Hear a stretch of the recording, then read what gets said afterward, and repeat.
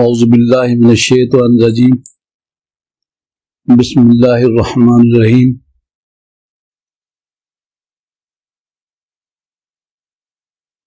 یا ایھا الذین آمنوا اذکروا اللہ ذکرا کثیرا وسبحوہ بکرۃ وأصیلا هو الذی یصلی علیکم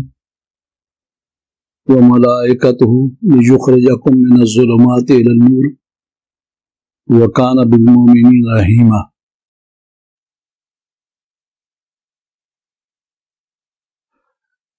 سامعین حضرات،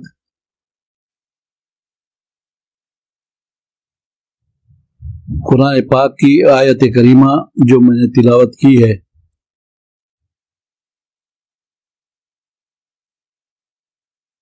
اس میں اللہ تبارک و تعالی نے ارشاد فرمایا ہے، ایمان والو اللہ کا کثرت سے ذکر کرو، وسبحوہ بکرۃ وأصیلا، اور اللہ کی تسبیح بیان کرو صبح اور شام۔ هو الذی یصلی علیکم وملائکتہ، اللہ تمہارے اوپر رحمت نازل فرمائے گا اور اس کے فرشتے دعا مانگیں گے تمہارے لیے تاکہ تمہیں ظلمات سے نور کی طرف نکالیں۔ اللہ تبارک و تعالی ایمان والوں کے ساتھ نہایت رحم کرنے والا ہے۔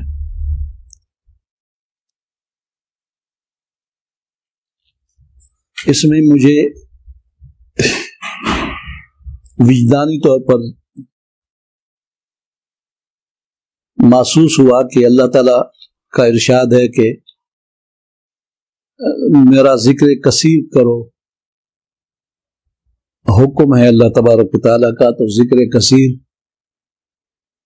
ہم کیسے اللہ تعالی کا کر سکتے ہیں؟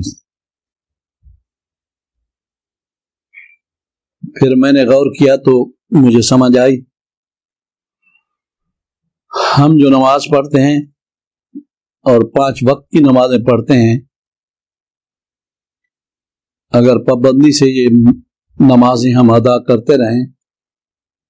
تو اس آیت کا مفہوم اللہ تبارک و تعالیٰ کے کرم سے نمازی حاصل کر لیتا ہے، اور اس میں جو اللہ تعالیٰ کا وعدہ ہے کہ اللہ تعالیٰ تمہارے اوپر رحمت نازل فرمائے گا، فرشتے استغفار کریں گے، اور دونوں یہ سبب ہوگا اس بات کا کہ تمہیں ظلمات سے نور کی طرف نکالیں، اور یہ ایمان والوں پر اللہ کا بڑا رحم اور کرم ہوگا، تو یہ دونوں سعادتیں بھی حاصل ہو جائیں گی اس آدمی کو جس آدمی نے نماز ادا کی ہے۔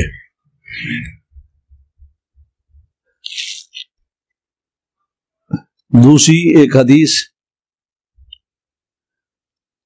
میرے سامنے ہے، حضرت ابو ہریرہ راوی ہیں، قال قال رسول اللہ صلی اللہ علیہ وسلم ارأیتم لو ان نہرا بباب احدکم یغتسل فیہ کل یوم خمسا هل یبقى من درنہ شیء؟ قالوا لا یبقى من درنہ شیء۔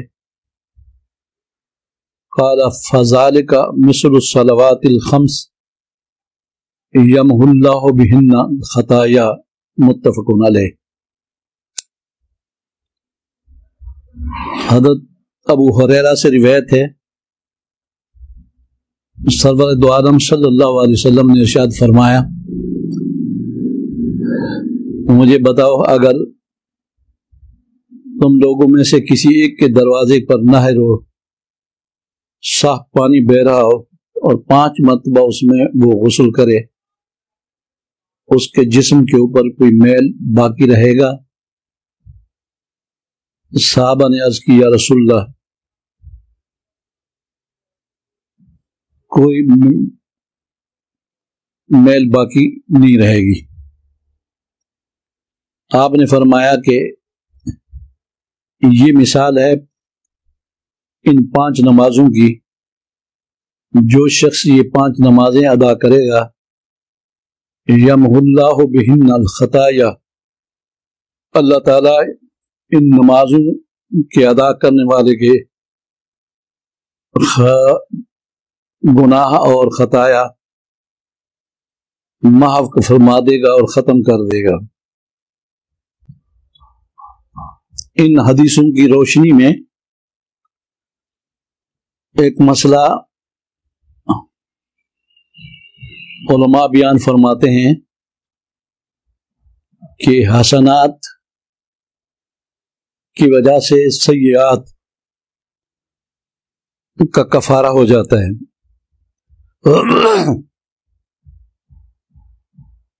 اس سلسلے میں قرآن پاک کی سورہ ہود کی آیت ہے وَأَقِمِ الصَّلَاةَ طَرْفَيِ النَّهَارِ وَزُلْفًا مِّنَ اللَّيْلِ إِنَّ الْحَسَنَاتِ يُذْهِبْنَ السَّيِّئَاتِ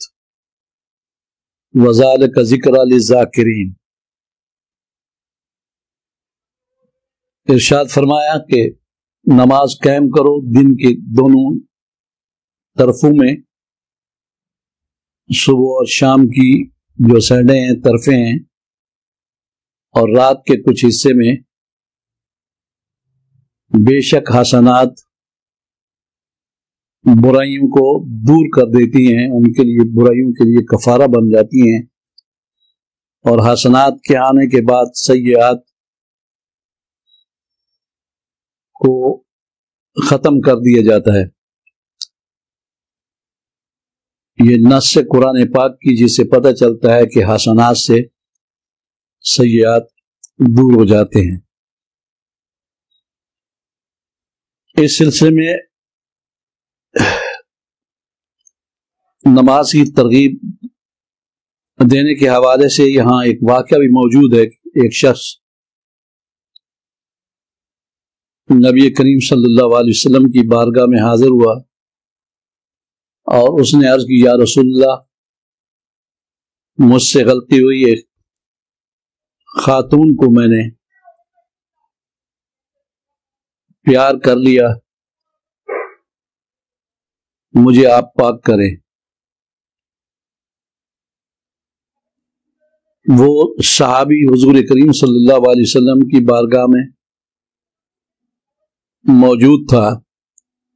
تو اللہ تعالیٰ نے یہ آیت کریمہ نازل فرمائی کہ دن کی دونوں طرفوں میں نماز قائم کرو اور رات کے تھوڑے سے حصے میں حسنات سیئات کو دور کر دیں گی۔ اس آدمی نے کہا یا رسول اللہ، علی ھذا، یہ خوشخبری میرے لیے صرف کہ مجھ سے جو گناہ سرزد ہوا ہے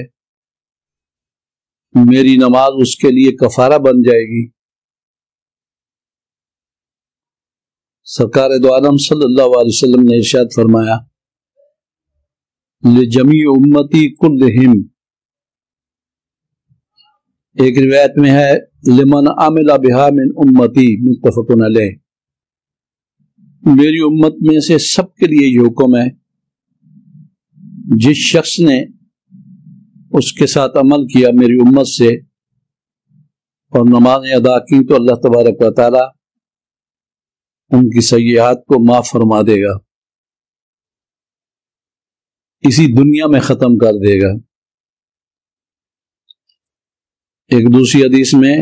حضرت معاذ کو سرکار دو عالم صلی اللہ علیہ وسلم نے ارشاد فرمایا یا معاذ اتق اللہ حیث ما کنت،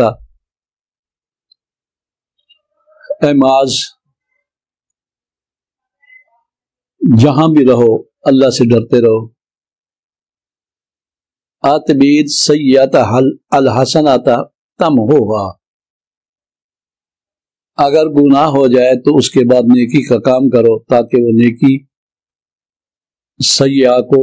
برائی کو ختم کر دے۔ ان آیات کی روشنی میں، احادیث کی روشنی میں علماء نے بیان کیا کہ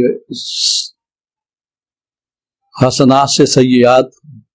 کی مغفرت ہو جاتی ہے، پھر صغیرہ اور کبیرہ کی بحث چل جاتی ہے،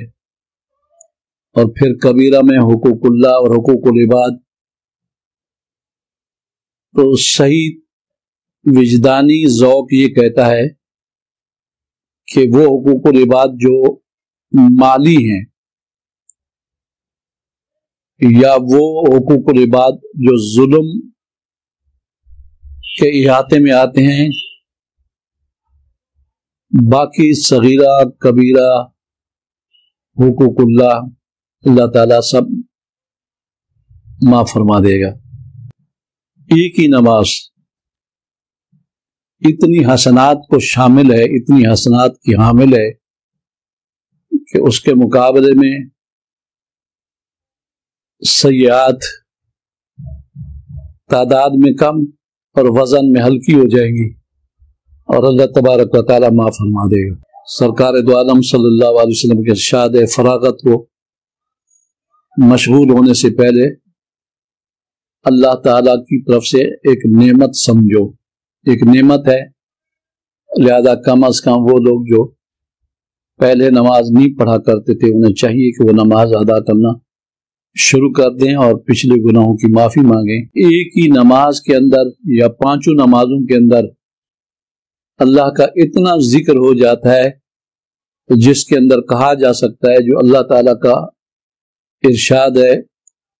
ایمان والوں کے لیے اذکروا اللہ ذکرا کثیرا، وہ حاصل ہو جاتا ہے۔ تو میں نے جب یہ آیت ذکر کثیر والی دیکھی اور پھر نماز پر غور کیا میں نے، تو اس غور کے سلسلے میں نے نماز کے اندر جتنی افعال ہیں یا اقوال ہیں ان کو شمار کیا، ان کی تعدید کی، تو مجھے یقین ہو گیا کہ واقعی وہ شخص جس نے پانچوں نمازیں ادا کر دی ایک دن کی، اس کے حق میں اللہ کا یہ کلام سچا آئے گا کہ اس نے اللہ کا ذکر کیا اور ذاکر کثیر ہے۔ اللہ تعالیٰ تمام مسلمانوں کو نماز ادا کرنے کی توفیق عطا فرمائے، اور پھر اللہ تبارک و تعالیٰ اپنے کرم سے قبول فرمائے۔